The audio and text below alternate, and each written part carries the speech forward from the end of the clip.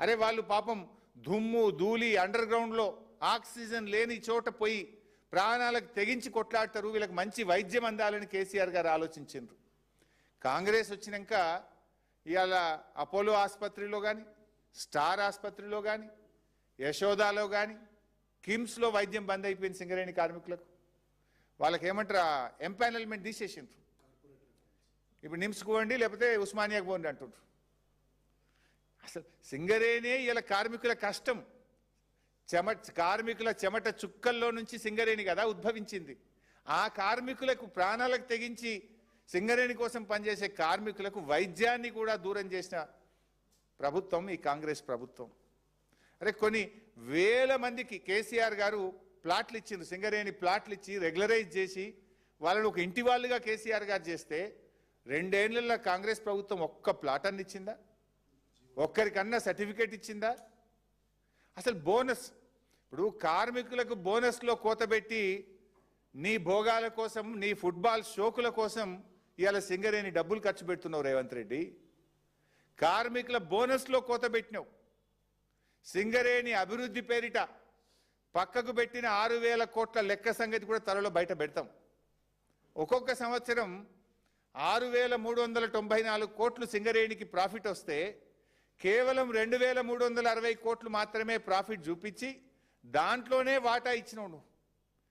ఏమనంటే పెట్టుబడి పెడతాను, పెట్టుబడి పెట్టింది లేదు, సింగరేణి వృద్ధి జరిగింది లేదు. అంటే కార్మికులకు బోనస్లో మోసం, వైద్యంలో దగ, మెడికల్ ఇన్వాలిడేషన్ డిపెండెంట్ ఉద్యోగాల్లో దగ, కార్మికులకు ఇంటి స్థలాలు ఇవ్వడంలో దగ. మీరు మాత్రం సింగరేణి డబ్బును ఇష్టం ఉన్నట్టుగా సైట్ విజిట్ సర్టిఫికెట్లు పెట్టి వందల వేల కోట్ల రూపాయల కుంభకోణాలకు మీరు పాల్పడతా ఉన్నారు. అందుకే మేము బాధపడేది ఒక్కటే, మా కార్మికులు మాకు ముఖ్యం. సింగరేణి అంటే తెలంగాణ సిరుల గనిగా పేరుండేది, కానీ ఆ సింగరేణిని ఇవాళ స్కామ్ల గనిగా మార్చారు మీరు. కుంభకోణాల కేంద్రంగా ఆ సింగరేణిని మీరు మార్చారు. ఆనాటి యూపీఏ ప్రభుత్వం కోల్గేట్ స్కామ్ చేసింది, మరి నేటి మన కాంగ్రెస్ ప్రభుత్వం సింగరేణి కోల్ స్కామ్ పాల్పడ్డది. ఆనాటి బొగ్గు స్కామ్తోనే దేశంలో కాంగ్రెస్ ప్రభుత్వం పడిపోయింది. ఈ బొగ్గు స్కామ్తో ఈ రాష్ట్రంలో కాంగ్రెస్ పతనం ప్రారంభమైందని చెప్పి నేను చెప్పదలుచుకున్నా. ఇలా సింగరేణి కార్మికులు ఉద్యమంలో ప్రాణాలకు తెగించి కొట్లాడారు. వాళ్ళు సమ్మె చేస్తే బొగ్గు ఉత్పత్తి నిలిచిపోయింది. ఆ రోజు కేంద్ర ప్రభుత్వం దిగొచ్చింది. ఎన్టీపీసీకి బొగ్గు సరఫరా ఆగిపోతే విద్యుత్ ఆగిపోతుందన్న ఒత్తిడి కేంద్రం మీద పెంచడంలో, తెలంగాణ సాధనలో సింగరేణి కార్మికుల కష్టం ఉన్నది, పోరాటం ఉన్నది. ఇలా ఆ కార్మికుల కడుపు కొడుతున్నావు నువ్వు, ఆ కార్మికుల నోరు కొడుతున్నావు, ఆ కార్మికుల చెమట చుక్కలను అవినీతిగా మార్చి మీరు కోట్ల రూపాయలు కొల్లగొడుతున్నారు. అది మా బాధ.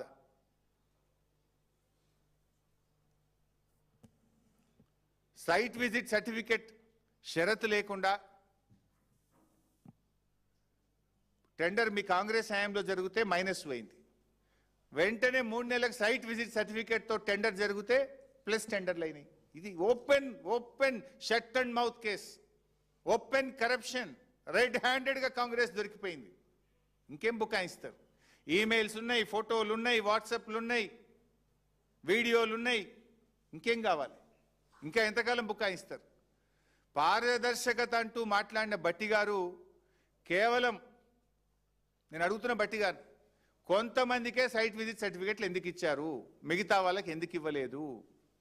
బయట పెట్టండి. ఎన్ని ఈమెయిల్స్ వచ్చినాయో బయట పెట్టండి. ఎంతమంది సైట్ విజిట్ చేసినారు, ఎంతమందికి సర్టిఫికెట్లు ఇచ్చినారో బయట పెట్టండి. నిన్నటి బట్టి గారి ప్రెస్ మీటు సమాధానాలు చెప్పడం కంటే సమర్థించుకునే ప్రయత్నమే ఎక్కువ చేసినారు. ఇవన్నీ చూపించుకుంటూ ఇందులో ఏమున్నది, బట్టలు ఉతికే వాషింగ్ మిషన్కు సైట్ విజిట్ సర్టిఫికేట్ ఉంది, డిఫెన్స్ వాళ్ళు ఇచ్చిండ్రు, నేను సింగరేణిలో ఓబీ బ్లాక్ పెట్టేంది అంటాడు. ఎక్కడన్నా అలా ఓబీ బ్లాక్ ఉందా నువ్వు చూపించిన దాంట్లో? సరే, బట్టి గారంటే మాకు కూడా చాలా గౌరవం. ఆయన చాలా సీనియర్ కాంగ్రెస్ నాయకులు, 30-40 ఏళ్ళ నుంచి కాంగ్రెస్ పార్టీలో ఉన్నారు. వారి కుటుంబం అంతా కూడా కాంగ్రెస్ పార్టీలో ఉన్నది. అత్యున్నత హోదా పొందే అవకాశం ఉన్నటువంటి నాయకుడు బట్టి గారు. ఆ అత్యున్నతమైన హోదా పొందడానికి అందరికంటే ముందు వరుసలో ఉండేటువంటి నాయకుడు భట్టి గారు. మాకు కూడా గౌరవం ఉంది, కానీ నేను చెప్పదలుచుకున్నది ఒక్కటే భట్టి గారికి. భట్టి గారు, మీరంత అపారమైన అనుభవం గల నాయకుడు, అత్యున్నత హోదా అందుకోవడానికి అనుభవం ఉన్నటువంటి, అర్హత ఉన్నటువంటి నాయకులు మీరు. దయచేసి మీరు రేవంత్ రెడ్డి గారి కళ్ళల్లో ఆనందం కోసం పనిచేయకండి.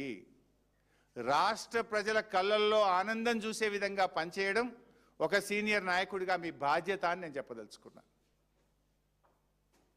అందుకే మీ కాంగ్రెస్ పాలనలో జరిగిన బొగ్గు స్కామ్లో ఒక సిట్టింగ్ జడ్జి చేత, సుప్రీంకోర్టు, హైకోర్టు సిట్టింగ్ జడ్జి చేత లేదా సిబిఐ చేత విచారణ జరపాలని చెప్పి నేను డిమాండ్ చేస్తా ఉన్నా. రేవంత్ రెడ్డితో మాట్లాడితే ఏమవుతుంది? నువ్వు ఏమంటున్నావు? ఉత్తరం రాయి, నేను రేవంత్ రెడ్డితో మాట్లాడి చెప్తా అంటున్నావు. అరే, కుంభకోణానికి సూత్రధారి, పాత్రధారి అంతా రేవంత్ రెడ్డి అంటే నువ్వు ఆయనతో మాట్లాడటానికి దొంగ చేతికి తాలపు చేలు ఇచ్చినట్టు కదా ఇది.